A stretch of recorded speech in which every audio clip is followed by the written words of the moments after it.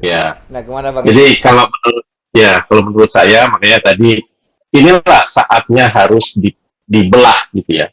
Ada yang menjadi kewenangan Pengwil, ada yang menjadi kewenangan daerah, dan juga ada yang menjadi kewenangan pusat gitu. Karena di kita itu kan ketua itu kan sebagai mandataris, jadi bukan yang ditunjuk ya oleh pusat ke wilayah, wilayah ke daerah. Memang ada untuk mengantisipasi seperti yang tadi disampaikan, kalau ketua Pengwilnya sudah sah ya, memenuhi quorum, terus mekanisme tata cara pemanggilan, laporan pertanggungjawaban, dan seterusnya itu, dan dinyatakan sudah sah sebagai ketua Pengwil, dia punya kewenangan untuk, yaitu tugas utama pertama, konsolidasi organisasi.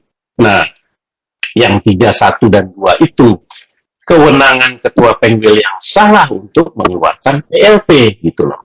Nah, terus tujuan utamanya adalah untuk menyelenggarakan konperda di wilayah itu. Nah, terus memang tidak gampang gitu ya untuk menyelesaikan. Saya sangat paham karena Jawa Barat ini dari dibandingkan pengurus pusat ya, itu bebannya lebih berat Jawa Barat, lebih berat Jawa Barat. Kalau pusat itu untuk konsolidasi tidak sesulit Jawa Barat. Misalnya ya, kalau pusat mau ke mana? Mau ke Papua, tinggal terbang. Hanya beberapa jam saja gitu ya. Tapi kalau dari Bandung mesti ke Pangandaran, dari Bandung mesti ke tempat-tempat yang jauh ya untuk menjangkau itu, nah itu kan rentang waktunya lebih lama. Terus Naik ya helikopter ini, Bang. nah ini juga ada keterkaitan.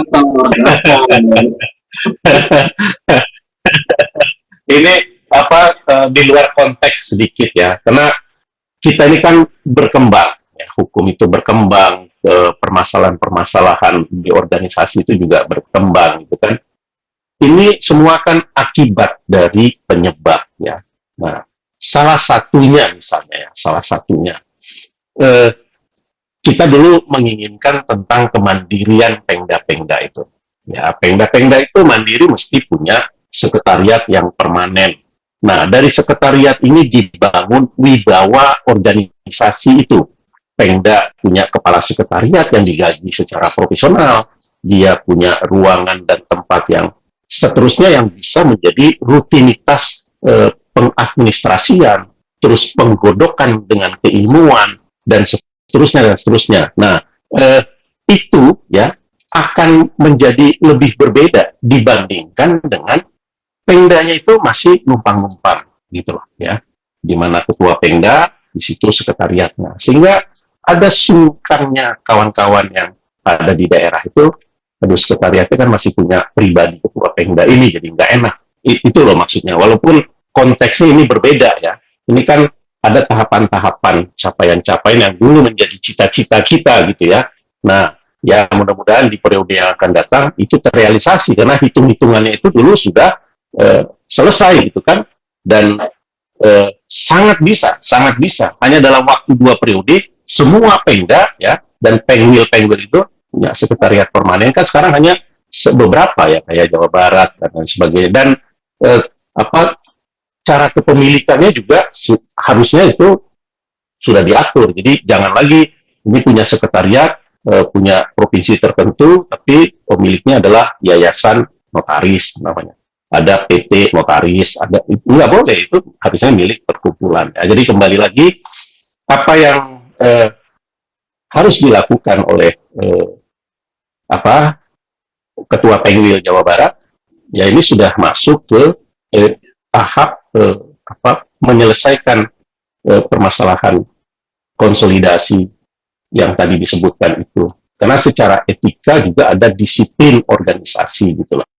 Nah, jadi di kode etik itu kalau saya tidak salah di pasal satunya itu ada disiplin organisasi. Nah, ini kan karena ketidakdisiplinan akhirnya menelantarkan gitu kan. Karena kan ada mekanisme tentang rekomendasi, magang ya, kemudian periode, kemudian apa yang harus amanah itu kan sesuatu yang harus dijalankan gitu ya. Kewajiban itu kalau nggak dijalankan hutang gitu kan. Nah, jadi Ini kan harus terus dilakukan dan tidak boleh terhambat hanya karena kepentingan ego segelintir orang. Jadi ya itulah gunanya sanksi. Gitu kan tadi, ya kan memang tidak enak ya melakukan sanksi ke rekan sendiri. Ada satu hal nih dalam sanksi ini ya sebenarnya. Ada satu hal nih. Tadi kan Ya. maaf MGD ya, ini saya coba tadi terbesit di saya itu ya. Sanksi itu pun bentuk penegakan hukum dari suatu ketentuan yang kita sepakati ada, ya kan. Lahirnya satu ketentuan itu kan atas dasar kesepakatan kita, dan atas pelanggaran itu kalau kita bicara kepastian hukum ada sanksi kan begitu ya. Ya. Nah, tetapi sanksi tadi seperti kita singgung mengenai tata cara kita berorganisasi, perilaku kita dalam organisasi, ada penegakannya oleh Dewan Kehormatan dengan sanksi-sanksi yang ada dan mekanismenya gitu kan. Yang ada saat ini tuh seperti seolah-olah nanti akan terjadi begini ya. Saya nggak terikat dengan Dewan Kehormatan itu kok, gitu kan maksudnya. Apa dasarnya dengan sanksi gitu kan? Saya itu soalnya kok gitu kan, terus juga. Tapi satu hal yang ingin kami sampaikan di sini, ingat yang namanya sanksi moral gitu kan. Saya yakin teman-teman seluruh Indonesia itu cerdas semua. Namanya notaris kan sudah magister ya. Magister, S2, intelektualitasnya, dan dia bisa menilai kok gitu loh. Dengan tata cara yang dilakukan, dengan untuk kepentingan-kepentingan tertentu tadi yang Bang Eki sampaikan, dengan mengabaikan ya statuta yang sudah kita sepakati dengan cara-caranya itu kan suatu hal yang menurut anak kecil aja bisa melihat itu sesuatu yang tidak masuk akal sebenarnya gitu kan, tapi dipaksakan untuk dijalankan seperti itu. Nah ini ya harapannya tentu dengan adanya sanksi moral teman-teman bisa melihat ini sudah diajak-ajak ya kan, janganlah kita lumbung kita ini atau rumah kita ini kita demi kepentingan kita bakar sendiri kan begitu. Ya kan? Nah, ini yang tadi saya sampaikan di muka sebagai akademisi. Kita masih butuh rumah kita nggak sih? Gitu loh. Ya kan? Nah, lah, ayo teman-teman anggota ini. Generasi muda, kalau Bang Eki dan saya ini kan generasi apa namanya? Ini masih muda. Okay. Tapi ada satu hal memang Bang Eki ya. Saya tentunya dalam menjalankan organisasi ya, kita ini kan betul-betul untuk demi organisasi gitu ya. Harapan saya minta bayaran. Apa itu bayarannya? Doa dari teman-teman untuk kesehatan saya, ya, kelancaran saya dan perlindungan dari Yang Maha Kuasa itu sih. Amin, amin, ya amin.